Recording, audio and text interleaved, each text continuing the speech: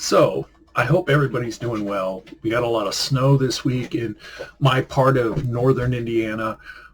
It was cold, missed a couple days actually from work where my school district called off. So I didn't get a chance to go into my LCS on Wednesday to pick up my books. And then I had to run some errands on Saturday. My wife, I'm seeing I have a dog here on me. My wife said, hey, go ahead and go hunt for some comic books. And so that's what I did.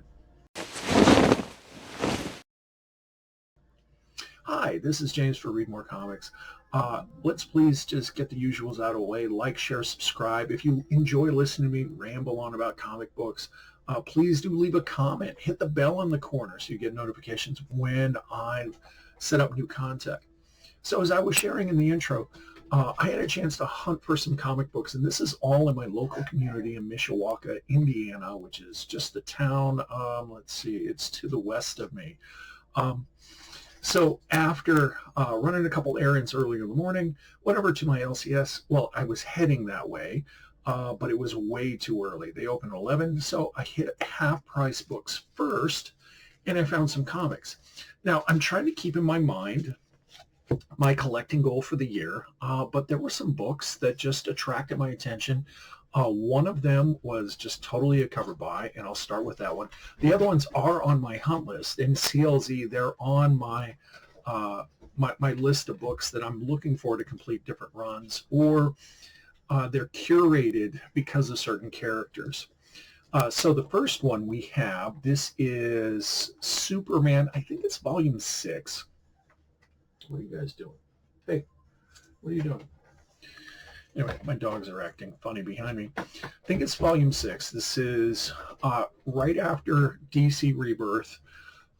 Peter Tomasi and Patrick Gleason are the creative team for it. Originally, Tomasi's doing all the writing. Gleason was doing the art.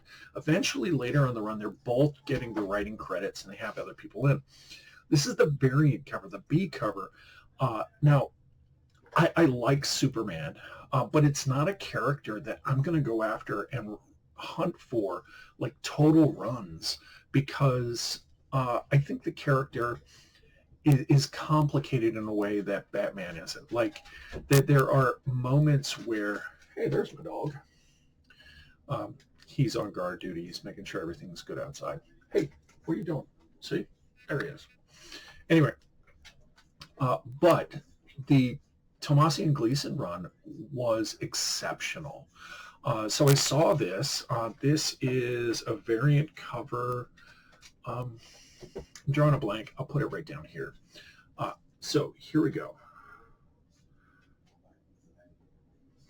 I love kind of the work in the cape and in his uniform, if you can see that. And just it kind of stands out on the yellow background. It's not a negative space cover, but it just stuck out to me. It's a phenomenal run. If you want to dip your toe into reading Superman, Tomasi and Gleason's run on Superman, it's been out for, well, when did Rebirth start? Is that it? It seems like it was not that long ago, but I think it was about 9 years ago. So anyway, phenomenal book. Okay, I have the entire run. This was just a cover buy because I thought it was a gorgeous cover. I love the use when artists use kind of a background like this. So we got that. And then they had several issues of Uncanny X-Men, which all of these books fall in the 200s, like issue 200 to 300. And my goal right now is to go from 200 to 600, the end of Bendis's run. So they had 225. These aren't keys, but they're in nice shape. And then they had 220. This is 237. And then they had 238. This looks like a Jim Lee. No, it's a Silvestri cover. Okay. So I was pretty happy with picking up Uncanny books, especially Volume 1, in good condition. They've had a bunch of other X-Men stuff, but it's been a while since I've been there, and you always see some turnover in the stock, so to speak. The longer it's been. It's been at least a month. The last one, and this is, I've thrown around the word curating. It's how, at least for me, how my collection reflects what I enjoy, what I value. So I'm being very intentional with this. Okay. This is DC Universe, so this is after Rebirth. Superman, Leviathan Rising. This is when Brian Bendis went over and he got the Superman title. Actually, I don't know if Tomasi and Gleason ended up finishing their run early because Bendis was coming over. I hope that wasn't the case because I think they had a phenomenal story they were telling. And this was building up to this Leviathan event that Bendis was orchestrating. I'm going to be honest with you. I know nothing about it because it did. What I saw was Bendis took the Superman character that Tomasi and Gleason had crafted with his family, with Lois and their son John, and he just came and he broke everything, you know? And maybe it'll age better, but I bailed, and so I haven't read this. However, there's a character in this that I collect. So here we have Leviathan Rising. So this was $9.99 when it came out. It's square bound, $2. Okay, that is one thing. It's not half price books. They used to have like $1.50 books. Now it's $2 a piece. Just FYI. Anyway, the character that's in this, and let's see if I can find it. So it's a Red Lantern that I just kind of go out of my way to collect appearances of. That's not fair. I don't go out of my way. Let's see. Mongol. Okay, this is, it looks like a, yeah. So there's a Matt Fraction, Jimmy Olsen story in here. That'll be worth reading.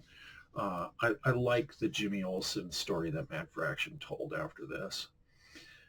Here we go. Is this? I think this is it.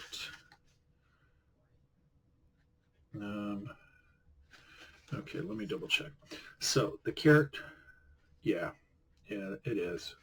Okay, so in this Jimmy Olsen story, there's a cat, okay, and this cat is a Red Lantern. Here, let me call it Dexstar. And I love the background character for this story. It is heart-wrenching. Here we go. Definitely something I want to read this. Yeah, just even that story. So that right off the bat, this was worth the $2. And it'll be a part of my Dexstar appearance collection. I don't think I'm not sure if they're using the character as well as they used to. Okay, after that, went to buy me toys. Beautiful Mishawaka, Indiana. It really wasn't that beautiful. It was kind of cold. The sun was out, though. That was nice. And I got my poles, okay? So a couple highlights here. We got Absolute Batman issue number 16. I went with the Dragata cover. I really wish this was cardstock. This is the A cover. I think it's awesome. The attitude Dragata is able to give. Absolute Batman in this.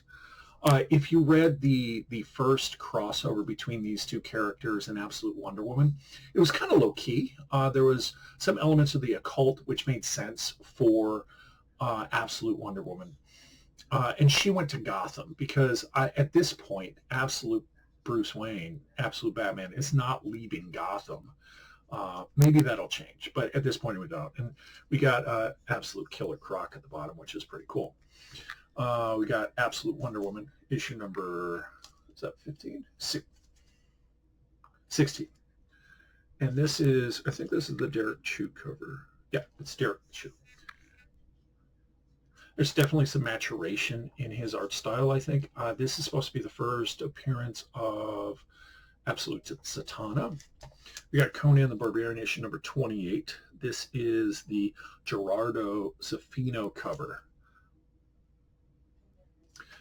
he's coming in hard with this. This is an awesome cover. The last couple issues of Conan the Barbarian have been amazing. I'm not familiar with any comics that, and maybe it was in original Marvel, uh, but I haven't read any Conan books that talked about him becoming king of Aquilonia.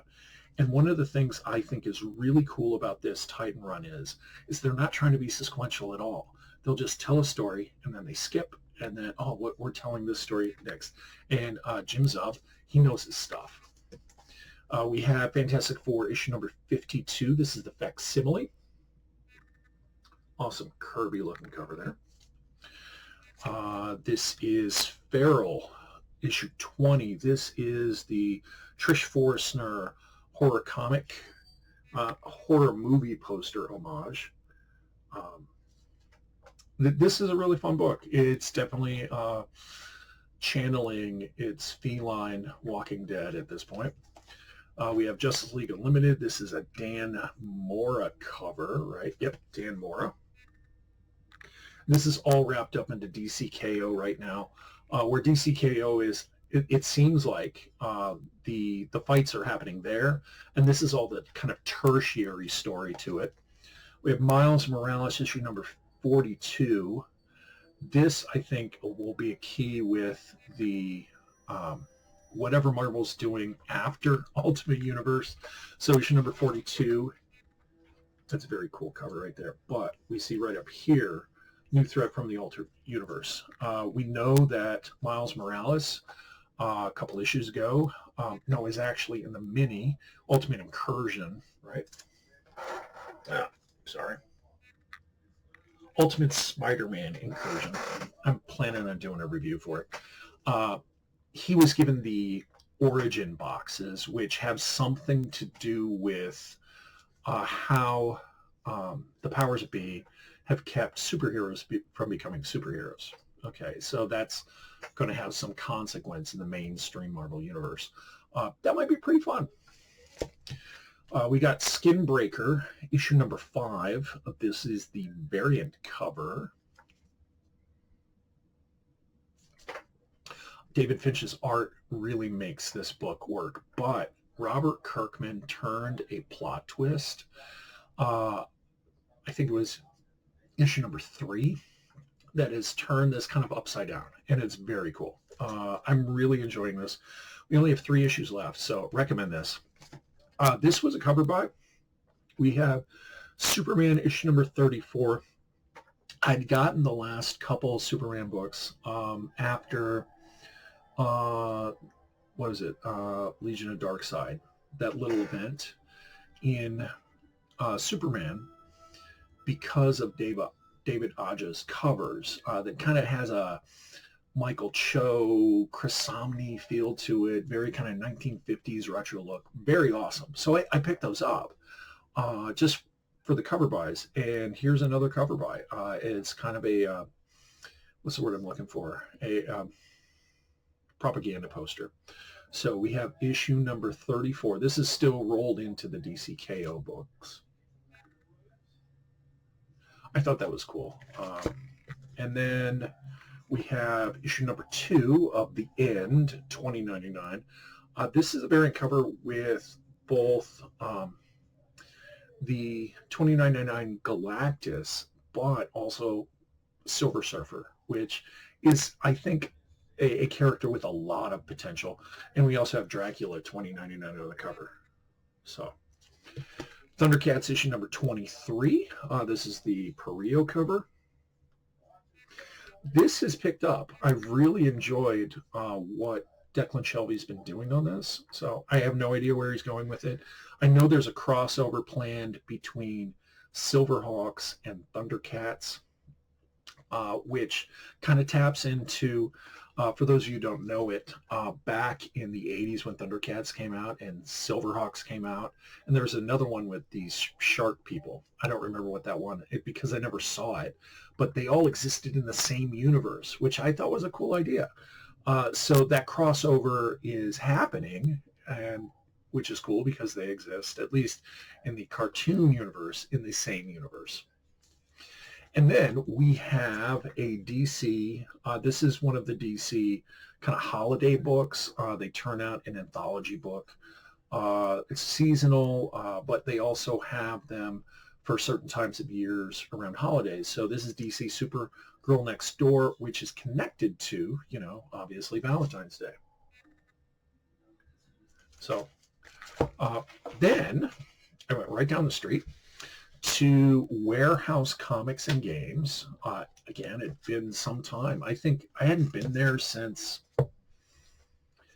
easily last year. I think it might have been like the summer. So it'd been a considerable amount of time. And they have 2 for $5 bins, and then they have their normal back stock. So I went through the bins and I found a book that I needed for my 2025 run. So this is Batgirl issue number 32. This is the Aunt Lucia cover. There was a word that they used for this. I'm drawing a blank on this. It was kind of, anyway, here it is. I think these covers are just cool. So I got that. That's one book down. And then this was another book I'd been looking for. This is a part of a connecting cover in that Superman run I was talking about with Tomasi and Gleason. When this event happened, this was Superman Reborn. They had a vertical connecting cover, and then they had a horizontal connecting cover. And I got all the vertical books, and I almost got all the horizontal books. And I don't need them all, but I just thought it was cool. This is Superman issue number 18. This was part 1 of Superman Reborn. So, and then in their normal back stock, they had 2 Uncanny X-Men books I was looking for. These are both Brian Bendis X-Men. We have issue number 17. That's kind of cool. I like how the X-Men's written in the snow. And then issue number 18. And I'm not sure who the artist is on this one, but it's really intense cover. Okay. And then, as I was heading home, I realized, hey, there's a flea market I haven't been to in town. It's like 10 minutes away from home. I'll just slip past there, see what they got. There was one book I was hoping they'd have. I saw this one at Warehouse Comics and Games for $25, which was way more than I wanted to spend. And I knew at that flea market, I'd seen it there, and I was hoping it was still there. So let's take a look at what we have first. And there's this one vendor there. He doesn't do comic books. It's really like ball caps, but he has on his back wall, he has some comics, and he has a couple short boxes.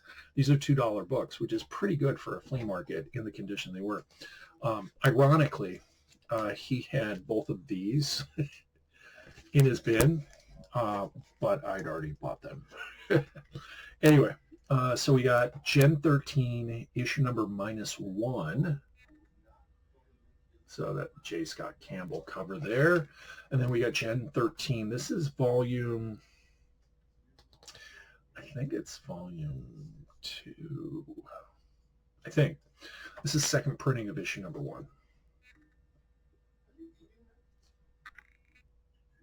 Maybe it's volume 1. I'll put it right here.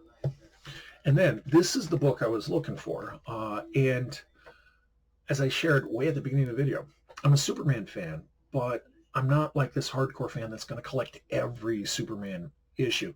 I want to be very intentional about the books I have in my collection, and that how they reflect the character without getting bogged down into filling out runs. So this is Superman issue number 400. This is the anniversary edition. This is the one I saw at Warehouse Comics and Games for $25. It's in similar condition. I think this is like a VF or F, very fine or fine. It has some spine ticks, but it's not bad. The corners are still nice. This would never be a book that I would get graded anyways, but I've heard really good things about this book and how it encapsulates who Superman is in this kind of transition period. And it was $8. So I'm pretty happy with that. I did look on eBay, and for a book in this condition, I got a deal. So anyway, those are all my books.